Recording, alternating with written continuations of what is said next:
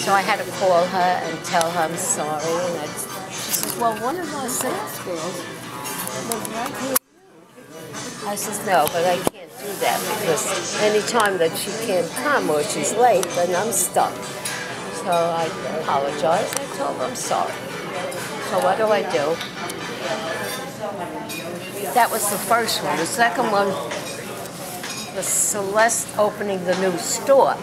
There I worked, and she gave me $160 to start. So she gave me Celeste, even more than the other one was getting, the new girl. So after a year, they closed because they weren't doing enough business there, because she had another store in the next town. So it wasn't worth it to her. So she subletted to a place called Button Down. And they didn't do too well. So finally, after Button Down, what did I do? Oh, when I came back after the summer, in Turkey, I got a call from Eileen Kupfer. And remember Chuck Koss? Yeah. His wife, Sally. Yeah. And she tells me this place is looking for, they all have about 4 or 5 people. Don't think I was the only one. And she says his girl left because she moved to Florida, and he's looking for another seamstress. So I called. Where was this? Huh? Where was this? The Jerry Shop. Oh, that was it. Yeah. The Jerry Shop. So I go there, stupidly without calling, and I talk to the gal, and she says, he's not there, he's out golfing. Oh, okay. So anyhow, she says, but please come back, because he is looking for another girl. So the next morning I called, and I said, I told who I am, and he... Please care for more bread? Huh? I'm using this. I can see that. Yeah, if you would, yeah. So then next morning I call, and he's talking to 2 customers, 2 friends that he was wrapping up what they bought, and he hears, and the cashier, Bernice, she says there's a Betty Sherman on the phone about the job. So the 2 girls that were there, she says, is that the Betty Sherman that worked in the Harmon shop? He says, I really don't know. She says, well, if it's her, don't let her go. Could you believe that, Bernard? I believe it. So anyhow, he says, please come. So I drove down there, and I go in, and I ask for him, and he doesn't question me. He takes me into his office, and he says, look,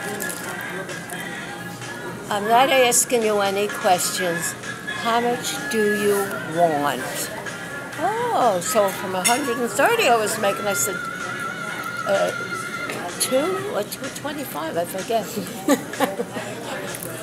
I think it was 225, because with the deductions and all, it was near 200 that I was getting while I was working there. Mm-hmm. He says, okay, when could you start?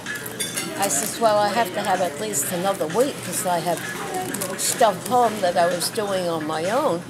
He says, fine, good. And that's how I went to the Jerry Shop for $225 a week, with the worker like a real dummy, because what did I know about prices? Yeah. And when I worked there, I think about a year and a half, and we were going to move to Florida. So he says, look, how about for the wedding and graduation season, which is like June, I don't think it entails July, I think it's just June. He says, I will pay for your fare, I will pay for your hotel, and how about you come for that? I says, I don't think so, Jerry, you know. My And I husband didn't. did I not didn't like do it. that. I didn't do it. No. I didn't go to Florida to go back, you know. But anyhow, but a recommendation is so important. Yeah. All she had to do was say, don't let her go. Oh, you didn't question me anything. You don't know if I was good or not.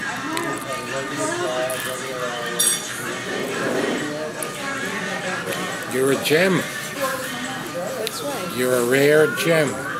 Actually, yes, in my field. And the girl that was getting so much money to start, I'll never forget. Mr. Herman, that's from the Herman Show, you know. He called me out, and he said, I forget what her name was. He said she did whatever it was, and the customer's not happy, doesn't fit right, and she doesn't want to have her work done anymore because she already did it twice. And she says, how many times are you going to rip it? You know, this stuff was expensive there for that time. I said, well, what I have to do is put it all back where it was in the first place. And then you'll try it on, because I don't know what she did, if it was right or wrong. And that's what happened. I put all the seams back where they were. Well, you could see where everything was. No, it was worse to rip out what she put in there. And then the customer came in, and there was like 3 places that she made changes. One place did the whole job. Could you believe it? And here she was, oh, the sales girls were going crazy thinking she was the best in the world. Meanwhile, she caused more problems than anything. That's the story there. No, I'm not going to have because But I didn't come to Florida to go back to New York to work. I could have had a job there if I wanted right in Florida. Did the first place ever call you back? Harmon? Did Harmon ever call you back? He probably knew that I left. If I moved to Florida, he's certainly not calling me back. But he did say, before I left, he was friendly with Jerry because they were all golf players, all of these guys. And when he found out that I was moving, he says, anytime you're in Florida, he says, visit me. He lived in the Woodland. oh yeah. It's right near where Harold lived.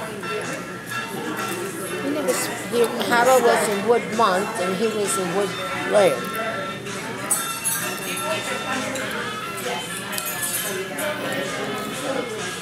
But I like Chick-fil-A.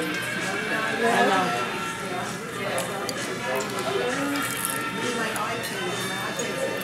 I'm sure he found out. Huh? I'm sure he found Harmon. I'm sure Harmon found out you went to a company. Sure.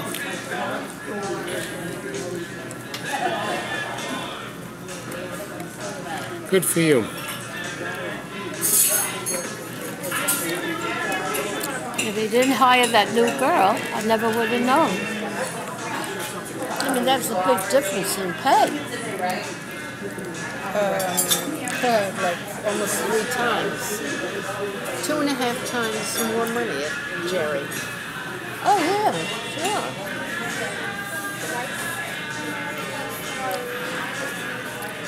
And I said it as though I knew what I was talking about. I said, $225. He said, fine. When could you start?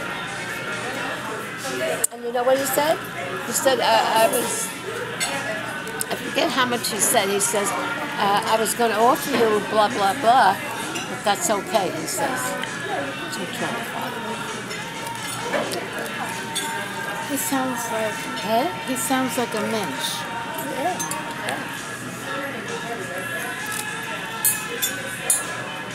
I understand he passed away. I don't know exactly when. I really don't know.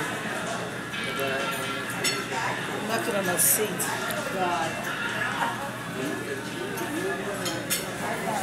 So anyhow, that was that. Now I did that dress for Frances that you saw her wearing, Oh yeah, but beautiful. it was just shortening it, and I wouldn't take any money. So she sent me a check for $18. Yeah. How did she come up with $18? Yeah. How did she come up with $18? I would never have charged that much anyhow. But I had done something for her before, and I never took money, and I wouldn't take. I probably, I don't know if that's why, I don't know. But she told me, she says, I told her, Frances, please, don't send me anything. Because she kept saying, what do I owe you, what do you owe you? I said, you don't owe me, Frances, I'm not charging you. She says, please, I'll feel better if you let me pay. All right, so that's what happened. Whatever. I could probably still get a job if I wanted. Do you do anything now? Yeah, if you don't need it, why go so back why to am I work? knock myself out? Exactly. And you ruin your eyes. That's very I close guess, work. I don't know. But you remember I did it for Diana when she was a bridesmaid for the cousin that they all don't like, remember? Oh yeah, Anne's daughter, Oh, Jenny. yeah. And it was, she was so stupid, that Jenny. She got them dresses that were not suited for young girls. It was a two-piece, a skirt and a top. And it was too tight for Diana because, you know, she's big-busted, whatever. So I said to Ruth, measure here and measure there and tell me what measurements you get. And that's how I did her dress. And it turned out, Fit her like a glove. huh? It fit her like a glove. I understand, it was very good. Emily was in school, so they had to give it to somebody to. But her dress probably only had a bit short. I don't know. I really don't know. There's more bread. I thought it was, yeah, but I thought it was something else. No, I don't eat the inside part. This is good. Bern, you want more wine? No, thank you. You know, That's I'd my like- experience in the dress field. And you taught yourself, really, right? You taught yourself how to do these things. Of course, I didn't know that. I never went to school for that.